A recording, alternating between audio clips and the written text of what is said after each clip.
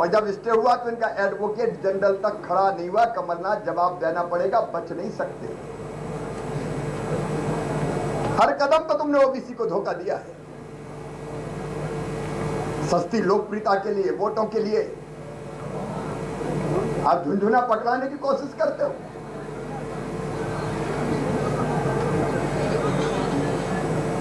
और इनको अच्छी तरह से पता था ये केवल कह रहे हैं करेंगे नहीं, इसलिए स्टे भी कोर्ट पे हो गया। नौकरियों का जब सवाल आया तो उस समय एक पे स्टे दिया तो कहा पीएससी पे भी करना है क्या? ये इनकी विकृत मानसिकता है। लेकिन भारतीय जनता पार्टी जो कहती है वो करती है। जब कांग्रेस के पाप के कारण, आखिर कौन गया था सुप्रीम कोर्ट? कांग्रेस ही गई थी। हम तो चुनाव करवा रहे थे, पहले फर्स्ट फेज के फॉर्म भरे जा चुके थे। ये कोर्ट में गए, कोर्ट में जाके अगर ओबीसी को आरक्षण से वंचित करने का पाप किया तो उनने किया, और आरोप हम पे लगा रहे थे। लेकिन हमारा संकल्प था, जो विधानसभा में भी मैंने व्यक्त किया था, कि हम चुनाव में जाएंगे लेकिन ओबीसी आरक्षण के साथ जाएंगे। आज वो संकल्प पूरा हुआ। सचमुच मैं अभिभूत हूं। अंततः सत्य की विजय हुई, ओबीसी को भी न्याय मिला, और अब खंबा नोच रहे हैं। ऐसा नहीं, उतना, वैसा नहीं, कितना। अभी भी कोर्ट जाने की कह रहे हैं। तू ना इधर उधर की बात कर, सुतंगे छोड़े जा रहे। लेकिन आयोग के अध्यक्ष बैठे हैं, सदस्य बैठी हैं, नगरीय विकास मंत्री बैठे। हम लोगों ने गंभीर प्रयास किए, गंभीरतम प्रयास किए। कांग्रेस बात कर रही है महाराष्ट्र की सरकार में शामिल है, वहां क्यों नहीं दिलवा पाई रिजर्वेशन? वहां तो बिना रिजर्वेशन के चुनाव हो रहे हैं ओबीसी। कमलनाथ, तुम्हारी पार्टी शामिल है वह सरकार में। मध्य प्रदेश में ओबीसी के साथ हो गए, और जहां कांग्रेस है वहां ओबीसी के बिना चुनाव हो रहा। और इसके लिए हमने कड़ी मेहनत की विधानसभा में। उसके बाद भी प्रशासनिक आधार पर जितने प्रयत्न हो सकते थे,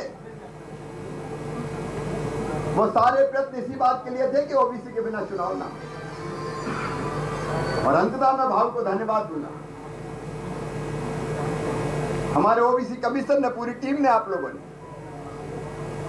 पूरे प्रदेश का दौरा किया। हवा में नहीं किया हमने, सर्वे किया, तथ्य इकट्ठे किए, रिपोर्ट पेश की, और ओबीसी कमीशन ने, गौरी शंकर बिसेन कमीशन ने जो रिपोर्ट शामिल की, जो रिपोर्ट सबमिट की हाई सुप्रीम कोर्ट में, उसी रिपोर्ट पर सवाल पूछे और ये कहा माननीय सर्वोच्च न्यायालय ने कि निकायवार आरक्षण की व्यवस्था कमीशन ने क्या सोची। तो निकायवार आरक्षण कैसे होगा?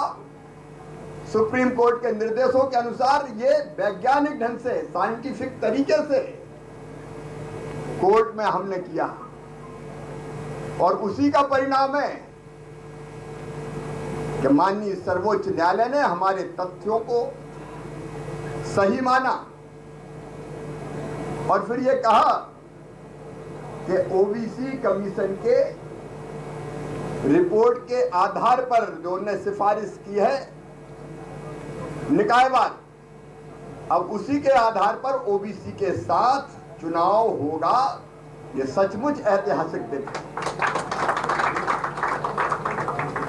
और मैं इसके लिए बधाई कमीशन को भी देता हूं।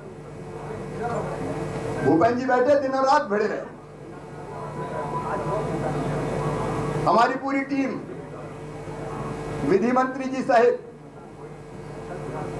दिन रात हमने काम किया, कहीं को कल्पना नहीं होगी। मैंने विदेश यात्रा कैंसिल की और दिल्ली पहुंच गया,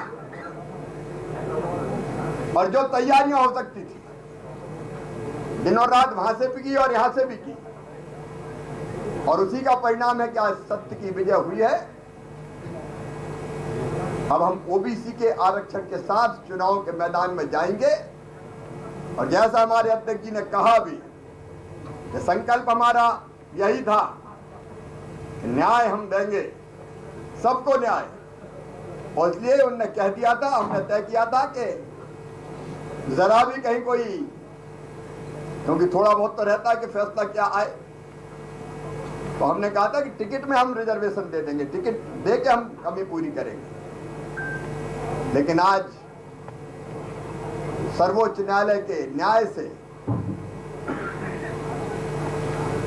सर्वोच्च न्यायालय के फैसले से आरक्षण का रास्ता साफ हो गया है। मैं सभी कार्यकर्ता भाई बहनों को बधाई देता हूं और अपना यही संकल्प फिर से प्रकट करते हैं हम भारतीय जनता पार्टी का, समाज के हर वर्ग को न्याय देने के लिए हम काम कर रहे हैं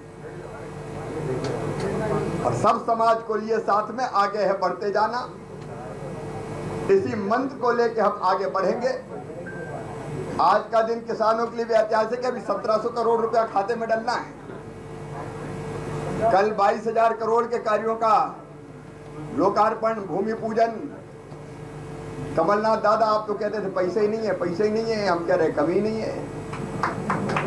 आज भी डालेंगे, कल भी डालने वाले थे और मौका लग गया तो परसों भी डालेंगे, अलग अलग वर्ग के खाते।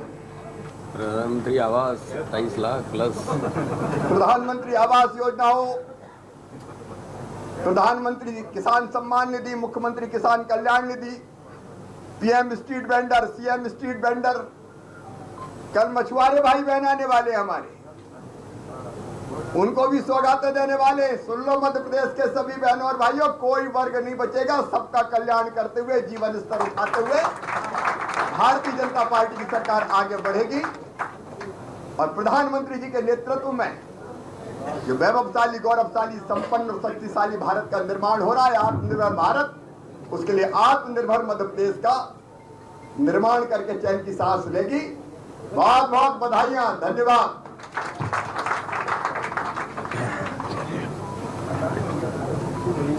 बहुत बहुत धन्यवाद सबको।